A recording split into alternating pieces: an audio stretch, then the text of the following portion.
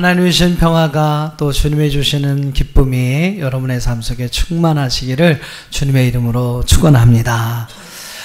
요즘 계속해서 우리가 잠언서의 말씀을 함께 묵상하고 있는데요.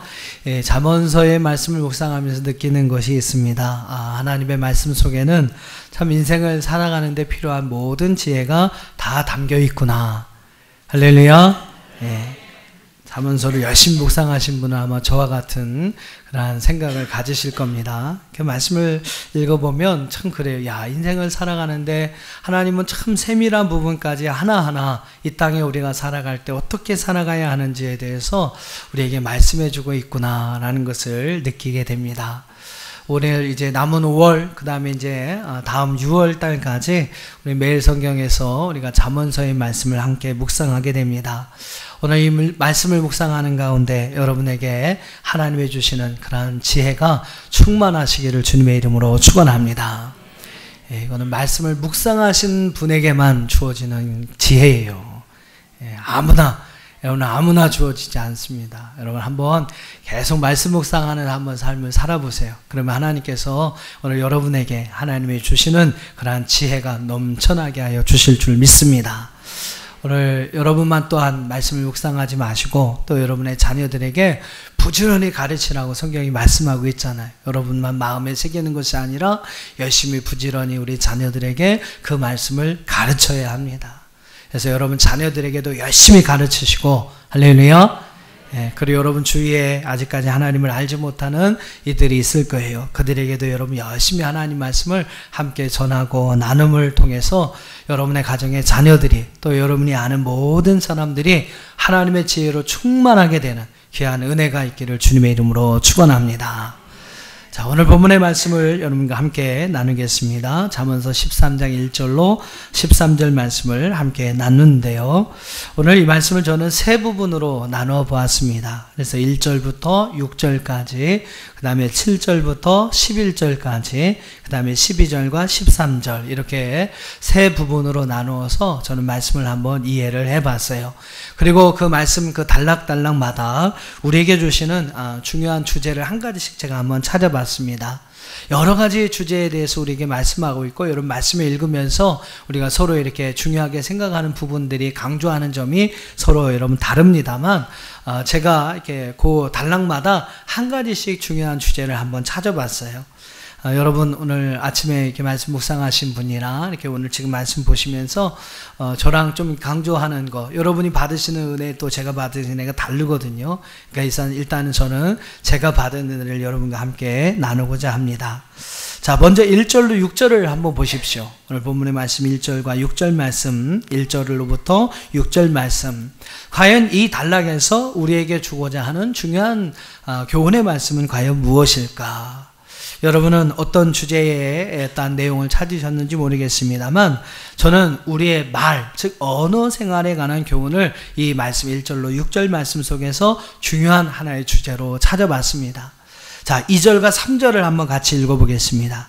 오늘 본문의 말씀 2절, 3절입니다. 시작.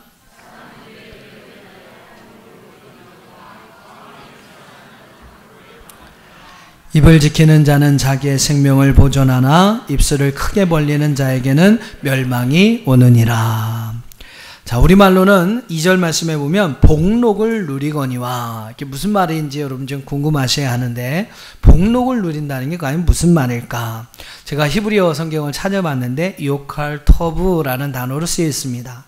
그 단어의 뜻은 뭐냐면 선한 것을 먹다, 선한 것을 취하다라는 의미를 가지고 있어요.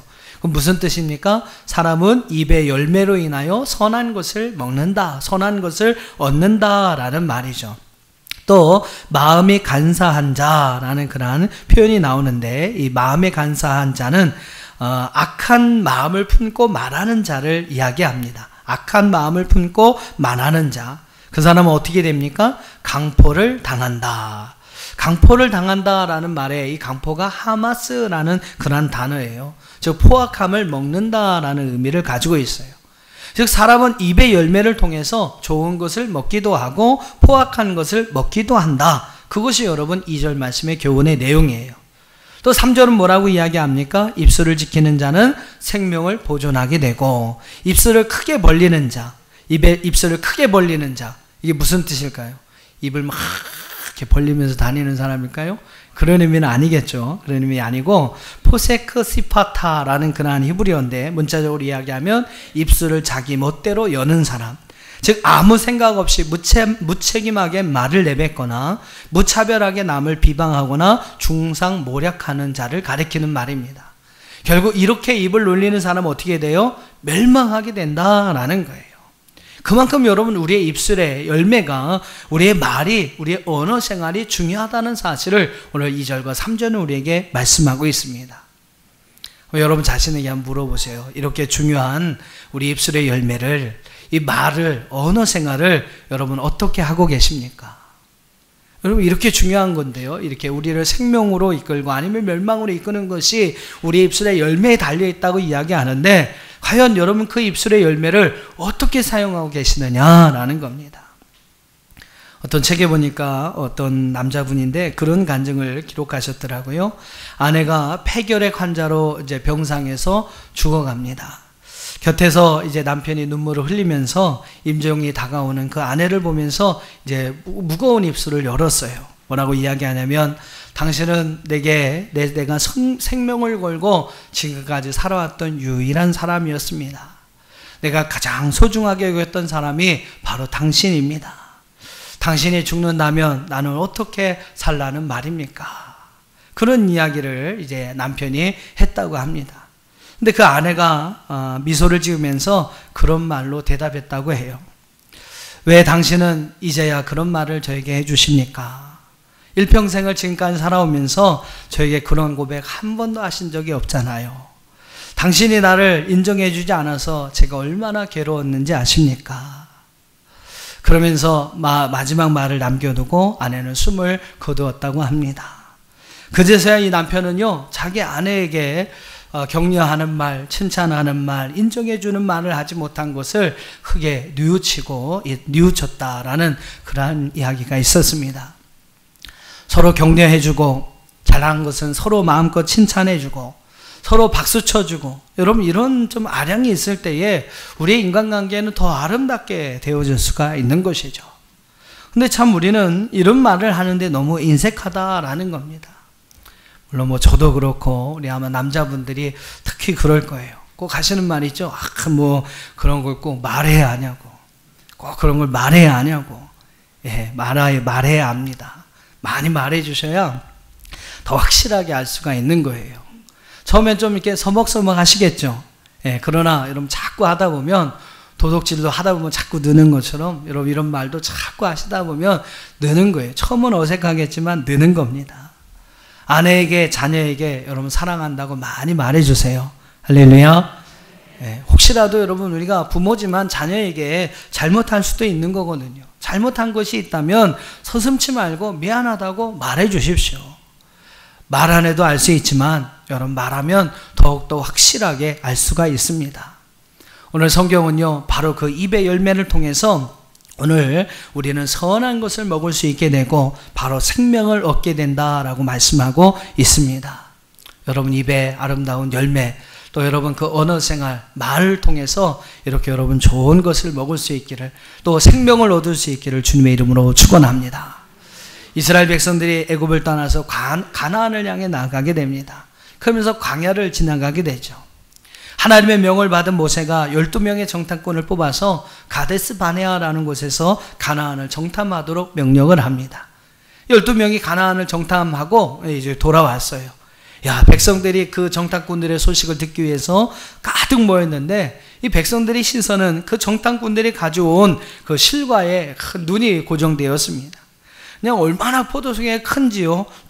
장정 두 사람이 막대기의 것을 메고 이렇게 꿰갖고 온 그 모습을 보면서 이 백성들을 얼마나 기대했는지 모릅니다.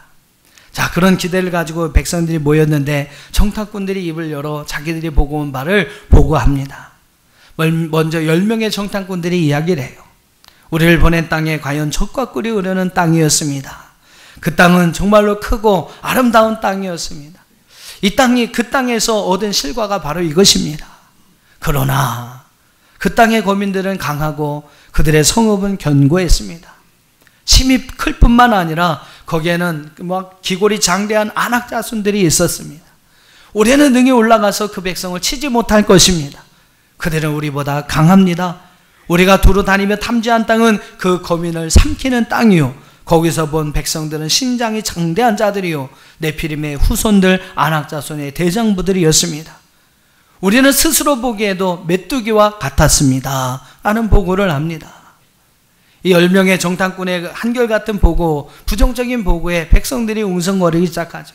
야, 이게 무슨 꼴이냐, 지금까지 광야를 지나서 여기까지 왔는데 이게 무슨 꼴이냐, 이제 해왔던 우리 고생이 아무 소용이 없게 되겠구나. 그들은 입으로 그런 이야기를 합니다. 우리가 아예 광야에서 죽었더라면 좋았을 텐데 이제라도 우리가 애굽으로 돌아갑시다. 백성들이 여러분 비관하고 낙심하고 절망하기를 시작합니다. 그리고 모세와 아론을 향해서, 하나님을 향해서 원망의 말과 불평의 말을 쏟아내기를 시작해요. 여러분 잘 보십시오. 부정적인 말은 결국 부정적인 결과를 낳게 되는 것입니다. 자, 이런 상황에서 12명의 정탐꾼 가운데 여호수아와 갈렙이 이야기를 합니다. 막 흥분한 백성들을 진정시키며 그들을 외칩니다. 우리가 올라가서 그 땅을 차지해야 합니다. 우리가 능히 그들을 이길 것입니다. 여호와께서 우리를 기뻐하시면 우리를 그 땅으로 인도하여 들이시고 그 땅을 우리에게 주실 것입니다. 오직 여호와를 거역하지 마십시오. 그 땅의 백성들을 두려워하지 마십시오. 우리는 그들의 밥입니다. 아멘 하셨어요? 그들은 우리의 밥인데, 그들은 우리의 밥입니다. 그들의 보호자는 그들에게서 떠났고 여호와는 우리와 함께 계십니다.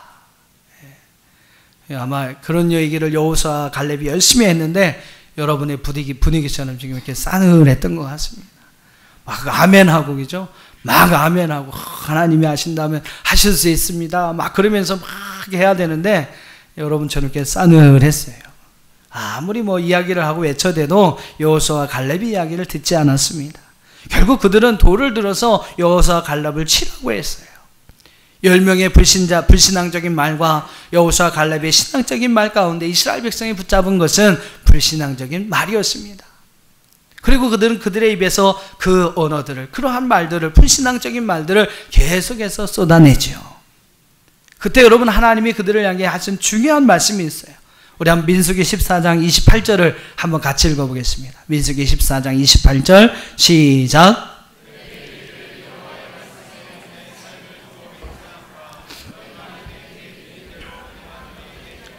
한번 따라해 보세요. 너희 말이 내 귀에 들린 대로 내가 너희에게 행하리니. 할렐루야. 하나님께서는 그 이스라엘 백성들의 원망하고 불평한 말을 들으셨다는 겁니다. 이 광야에서 죽었다라면 좋았을 것을. 그 말이요, 여러분 그 백성들이 하고 싶어서 하는 얘기였겠습니까? 그냥 막 원망하고 불평하다 보니까 그냥 흘러나온 말이죠. 근데 중요한 것은 하나님은 그들의 입에서 나온 그 말을 들으셨다는 거예요. 그리고 놀라운 사실은 그 귀에 들린 대로, 하나님의 귀에 들린 대로 그대로 이루어졌다는 사실입니다. 그때를 기준으로 해서 여러분 20세 이상 계수함을 받은 사람들 중에 여호수아와 갈렙을 제외하고 모든 사람들이 가나안 땅에 들어갈 수가 없었습니다. 그들은 그들이 말한 대로 광야에서 다 엎드려졌어요. 광야에서 여러분 시체가 되어서 다 소멸되었습니다. 그들이 다 소멸될 때까지 하나님은 40년 동안 이스라엘 백성들 광야에서 방황하게 만드셨다는 것입니다. 어떤 분은 그렇습니다. 사람이 흥분하고 화나면 무슨 말인지 못하겠느냐고. 그러면 대수롭지 않게 이야기를 내뱉는 분들이 있어요. 저도 이제 아직 덜 성숙했을 때 많이 그런 적이 있었습니다. 이제 요새는 나이가 들어서 그러니까 조금 그래도 낮았어요. 근데 그런 분들이 많이 있어요. 저 같은 분들이 많이 있습니다. 어떤 분은 막 흥분하면 그냥 막 제어하지 못하고 막 그냥 막 안 좋은 말들을 막 쏟아붓습니다. 뭐 사람이 솔직히 뭐 화가 나고 흥분이 되면 뭐 무슨 말을 못하겠습니까? 아무 말이나 뱉는 것이죠. 근데 여러분 우리가 생각해야 할 것이 있어요. 말이 얼마나 여러분 중요한 것입니까? 바로 우리 입에서 흘러나오는 그 말을 하나님은 다 들으신다라는 거예요. 중요한 것은 그 사람이 얼만큼 흥분한 상태에서 그 얘기를 했느냐. 하나님 그걸 따지시는 것이 아니라 우리 말에서 흘러나오는 우리 입에서 흘러나오는 그 말들을 하나님은 다 들으신다는 거예요. 그리고 여러분 그 들으신 말대로 그 모든 것을 행하신다고 성경은 말씀하고 있습니다. 흥분하면 여러분 그럴 수 있겠죠. 화가 나면 그럴 수 있겠죠. 하지만 중요한 것은 우리 하나님은 우리의 입에 말을 들으시고 그 귀에 들린 대로 행하신다는 사실입니다. 우리 입에서 나오는 말을 하나님이 들으신다는 거죠. 긍정적인 면에서나 부정적인 면에서든 오늘 우리의 삶은요, 지난날 우리가 했던 말과 깊은 연관이 있다는 사실을 우리는 기억해야 합니다. 저는 그렇게 생각해요. 오늘 우리의 삶은 이전에 오늘 우리의 입술로 행하였던 입술의 열매다. 입술의 결과가 바로 오늘 우리의 삶이다 라고 말할 수 있습니다. 여러분 한번 주변의 사람들을 한번 돌아봐 보세요. 절망적인 말을 많이 하는 사람이 소망 있는 삶을 살아가는 사람 보셨습니까? 말이 거친 사람이 막 부드러운 삶, 온유한 삶을 살아가시는 것을 보신 적이 있나요? 더러운 말을, 여러분 더러운 말을 행하고 더러운 말이 가득한 사람이 여러분 깨끗한 생활, 그런 정직한 생활 행하는 사람 여러분 보셨습니까? 부정적인 말이 많은 사람이 긍정적인 삶을 사는 이가 없고요. 비방을 일삼는 사람이 칭찬을 받을 만한 사람이 될 수가 없습니다. 과격한 말을 하는 사람은요, 결국 편안한 삶을 살아갈 수가 없다라는 거예요. 다른 사람을 무시하는 말을 많이 하는 사람이 어떻게 여러분 존경을 받을 수가 있겠습니까? 아마 여러분 이런 분들을 찾기가 쉽지 않을 거예요. 왜냐하면 여러분 지금도 하나님께서는 우리의 입술의 말을 들으시고 그 귀에 들린 대로 그 모든 것을 행하시기 때문이라는 것입니다. 여러분 입술의 열매를 잘 사용하시기를 바랍니다. 말을 잘 하세요. 여러분의 입술에 좋은 열매가 맺히기를 주님의 이름으로 축복합니다. 7절로 11절을 한번 보겠습니다. 7절로 11절 말씀에서 여러분 과연 어떠한 교훈의 말씀을 발견하셨나요? 저는 이 말씀 속에서 성도들이 가져야 할 재물관, 물질관에 대한 교훈을 한번 찾아보았습니다. 7절과 8절을 우리 한번 같이 읽어보도록 하겠습니다. 7절과 8절 시작.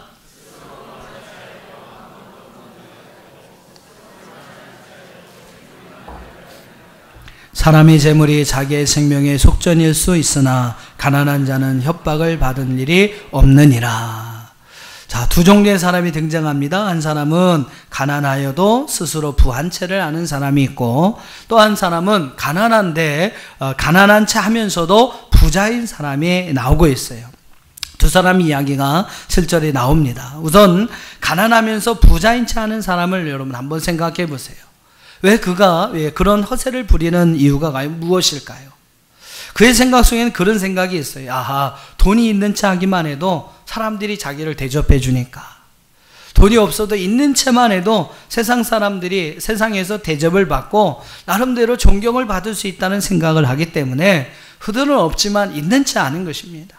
그들의 생각 속에 어떤 생각이 있어요? 야, 돈이 최고다, 돈이면 다 된다, 이런 생각을 갖고 있기 때문에 없으면서도 있는 채 하면서 살고자 하는 것입니다.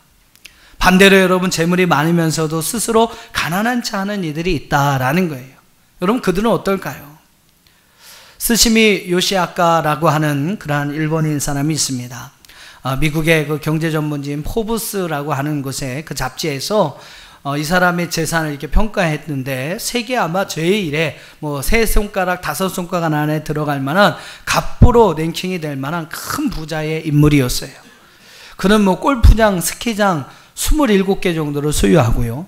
호텔을 56개를 가지고 있고, 별로 안 놀라시는데 여러분 아마 집에 그만큼 재산이 다 있으신가 보죠. 예, 뭐 열차도 일본에 그 깔려있는 열차 노선 7개가 바로 그 사람의 것이었다고 합니다. 프로야구 구단도 운영하고요. 당대 뭐 억만장자라고 불릴 만한 그러한 사람이었습니다. 근데 참 거시기한 건 뭐냐면 이 사람의 행색이나 옷차림을 보면요, 남루하기가 뭐 거린을 무색해 할 정도였다고 합니다. 그는 다 낡아빠진 구두를 끈으로 이렇게 동요 맺고 신고 다녔다고 해요. 수돗물 한 방울, 뭐 화장실에 있는 휴지 하나 자유롭게 쓰지 못하는 지독한 구두쇠였다고 합니다. 뭐 긍정적으로 생각하면 그래, 야, 그런 절약 정신이 있었으니까 부자가 됐겠구나라고 여러분 칭찬할 수도 있겠습니다만 저는 그렇게 생각하지 않아요. 저는 그 사람은 돈에 대한 엄청난 무서운 애착을 갖고 있는 겁니다. 어떻게 보면 돈에 대한 탐욕에 낳은 결과, 탐욕의 어떤 결과로 낳은 행동으로 저는 여겨집니다. 그는 자신이 움켜쥔 그 돈을 조금이라도 내어놓고 싶지 않은 탐욕의 마음이 끝으로 여러분 돈에 대한 욕심, 돈에 대한 사랑을 만들어 내었던 것이죠. 부자가 없는 채 하는 것이나 가난한 자가 있는 채 하는 것이나 모두 다 잘못된 일이라는 것입니다. 그들의 여러분 행동의 배후에는 돈을 사랑하고자 하는 마음, 돈에 대한 탐욕이 깔려 있다라는 거죠. 히브리서 13장 5절의 말씀을 보니까 돈을 사랑하지 말고 있는 바를 족한 줄로 알라. 그가 친히 말씀하시기를 내가 과연 너희를 버리지 아니하고 너희를 떠나지 아니하리라 하셨느니라. 돈을 사랑하지 말고 있는 바를 족한 줄로 여기는 사람, 여러분 그 사람이 진짜 부자가 아니겠습니까? 진정한 부자는요, 만족할 줄 아는 사람, 감사할 줄 아는 사람, 여러분 그 사람이 바로 이제 진정한 부자라고 말할 수 있는 것이죠. 재물에 관한 중요한 지혜가 우리에게 필요합니다. 재물에 관한 중요한 지혜가 있어요. 그것은 바로 우리가 소유한 모든 재물의 원소유자가 분명히 존재한다라는 거죠. 여러분이 가지고 있는 거 다 여러분의 것입니까? 아니잖아요. 여러분 가실 때 다 놓고 가시지 않지 않습니까? 가지고 가는, 여러분 하나님 부르시고 가실 때 뭐 지금까지 여러분의 소유였던 거 다 싸갖고 가시는 분 어디 있겠어요? 다 놓고 가는 겁니다. 그것은 그 소유가 바로 우리의 것이 아니라는 것을 우리에게 가르쳐 주는 것이죠. 지혜가, 물질, 재물에 관해서 가져야 할 중요한 지혜는요, 우리가 소유한 모든 것은 원소유주가 있다라는 겁니다. 그 원소유주가 누구시겠습니까? 바로 여호와 하나님이신 줄로 믿습니다. 우리가 가진 것, 우리의 가진 모든 소유, 우리의 가진 모든 재율의 원소유주는 바로 하나님이십니다. 우리는 잠시 그 하나님께로부터 받은 것을 맡아서 관리하는 청직에 불과하다는 사실이죠. 우리의 것이, 여러분 우리의 것이 아니라는 겁니다. 우리는 잠시 하나님의 것을 맡아서 관리하는 이들이라는 거예요. 내 것이니까 내 마음대로 하면 된다. 여러분 이것은 기독교인으로서 바른 재물관이 아니라는 겁니다. 하나님의 것임을 분명히 알고 이웃을 위하여 또는 하나님께서 기뻐하시는 일이 있다면 그 일을 위하여 기꺼이 내놓을 수 있는 것, 그것이 바로 오늘 우리가 가져야 할 물질관, 재물관이라는 것입니다. 하나님이 여러분에게 주신 것은 분명한 이유가 있어요. 남들보다 여러분이 더 가진 것이 있다면 하나님 분명한 이유가 있어서 여러분에게 주신 것입니다. 근데 그 이유가 무엇인지를 알고 그 이유에 합당한 삶을 살아가야 되죠. 그것이 여러분 우리가 해야 할 일이 아니겠습니까? 사랑하는 여러분 꼭 기억하십시오. 세상의 모든 것은 내 것이 아닙니다. 하나님의 것입니다. 내가 소유하고 있는 모든 것은 내 것이 아니고 하나님의 것임을 믿으시기를 바랍니다. 내게 아무리 많은 소유가 있다 해도 오늘 이 세상을 떠날 때 다 두고 가는 거 아니잖아요. 다 두고 가지 않습니까? 그러므로 부유하든지 가난하든지 세상에 대해서 다 내 것이 아니다. 내가 아무것도 소유하지 않는다라는 자세를 가지고 살아가는 사람이 지혜로운 사람이라는 것이죠. 소유에 대한 욕심을 버린 사람이 바로 지혜로운 사람인 것입니다. 여러분 모두가 그런 지혜로운 사람이 되기를 주님의 이름으로 축복합니다. 마지막으로 12절과 13절을 보시죠. 12절과 13절에서 여러분 과연 어떤 교훈을 발견하셨습니까? 제가 볼 때는 12절로 19절까지가 한 단락으로 생각이 합니다. 12절로 19절까지가 한 단락이 될 것 같은데 매일 성경은 13절에서 단락을 끊었어요. 이유는 잘 모르겠습니다만 제가 볼 때는 12절을 한번 여러분 보세요. 12절에 보면 소망, 소원을 이루는 것에 관한 내용이 나옵니다. 그리고 여러분 쭉 가서 19절에 보면요, 거기에 또 소원 성취에 관한 이야기가 나오고 있습니다. 그래서 12절로 19절은 처음과 마지막에 소원이라는 단어가 공통적으로 나오고 그 중간에는 과연 그 소원을 이루는 비결이 무엇이냐, 소원 성취를 이루는 그러한 비결이 무엇이냐에 관한 교훈을 우리에게 말씀하고 있습니다. 그래서 여러분 12절을 한번 보세요. 12절 같이 읽어보시죠. 시작.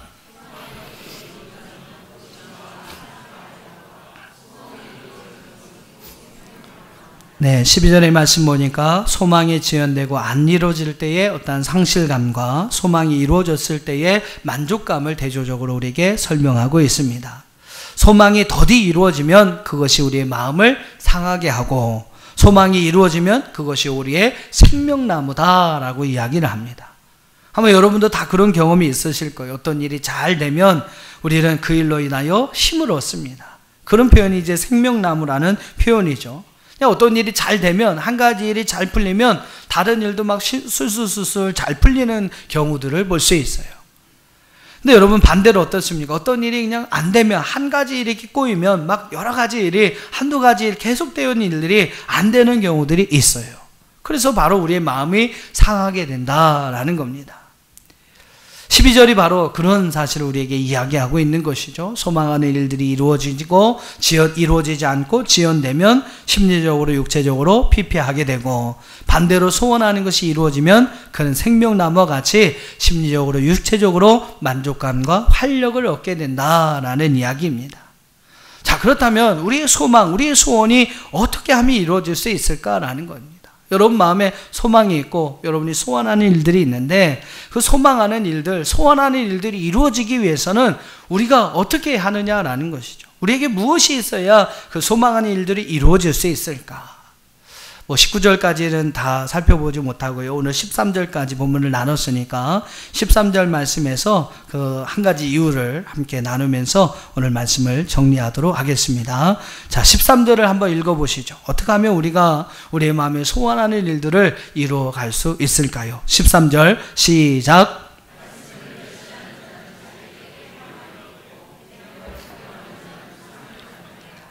말씀을 멸시하는 자는 패망하고 말씀을 계명을 두려워하는 자가 상을 받는다라고 말씀하고 있습니다. 여러분, 우리는 하나님의 말씀을 두려운 마음으로 받아야 합니다. 그리고 하나님 마음을 두렵고 떨림으로 행하는 자가 되어야 합니다. 그것이 바로 여러분 계명을 두려워하는 자가 상을 받는다고 했고, 바로 그러한 마음으로 하나님 말씀을 지켜가는 자에게 하나님 그 마음에 소원하는 바를 이루어 주시는 줄로 믿습니다.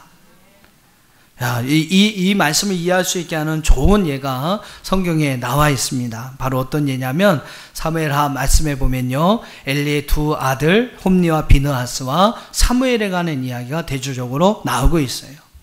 홈리와 비느하스, 그들은 엘리 제사장의 아들이었지만 불량한 사람이었다라고 성경은 이야기합니다. 그들은 자기들이 섬기는 여호와를 하나님으로 인정하지 않았어요. 하나님을 멸시했습니다. 그리고 다만 자기들의 어떤 생활을 영위하기 위한 하나의 수단으로 여겼다라는 겁니다. 그래서 그들은 하나님을 멸시했어요. 하나님께 백성들이 드릴 재물을 가져오면 자기들이 좋은 것을 취하고 나쁜 것을 하나님께 드렸습니다. 회막문에서 수종드는 여인들과 더러운 일을 행하였어요. 하나님 보시기에 심히 악한 일들을 범하여 서슴지 않고 범하였습니다. 결국 하나님을 멸시하는 행위를 그들이 행하였던 것이죠. 어떻게 됐습니까? 하나님의 사자가 나타나서 그들에게 이야기합니다. 엘리의 가정을 멸망해서 결국 그 가정에 노인이 없을 것이다. 그냥 씨가 마른다는 거죠. 영영이 제단에서 너희들의 손이 떼어질 것이고 홈리와 비느하스는 한날의 죽음을 당하게 될 것이다. 그리고 너희 가정에는 생산하는 모든 자가 다 젊어서 죽게 될 것이다 라는 하나님의 사자가 예언이 있었습니다. 그리고 정말로 그 엘리의 가정이요, 참 안타깝지만 그대로 되어버렸습니다. 하나님을 멸시하는 자, 하나님의 말씀을 멸시하는 자는 여러분 결국 이와 같이 패망하게 되는 것이죠. 반면에 여러분 사무엘은 어떻습니까? 그는요, 하나님을 존중히 여기는, 하나님의 말씀을 존중히 여기는 삶을 살게 됩니다. 그래서 그는 하나님의 말씀이 희귀한 그 시대에도 하나님의 말씀을 듣는 자가 되었고, 그 말씀을 백성들에게 선포하는 자가 되었습니다. 그는 하나님의 말씀을 두려움으로 받아들였어요. 하나님을 존중히 여겼습니다. 하나님은 그런 사무엘을 이스라엘 마지막 사사로 세워주셨고, 이스라엘의 백성들이 최고로 존경하는 그런 사사로 그를 세워주셨습니다. 왕정시대, 이제 사사시대에서 왕정의 시대로 올라가는 그 중요한 다리 역할을 하게 되는 참 중요한 인물로 이 사무엘을 세워주시게 됩니다. 그래서 여러분 사울, 다윗이 바로 그 사무엘의 손에 의해서 왕의 기름 부음을 받게 되지 않습니까? 이렇게 여러분 하나님의 말씀을 존중히 여기고 하나님의 말씀을 두려움으로 받드는 사람에게 오늘 이 사무엘같이 하나님께서 존중히 여겨주시고 높여주시고 그를 세워주시는 놀라운 은혜를 주실 줄로 믿습니다. 사무엘상 2장 30절 중요한 말씀이죠.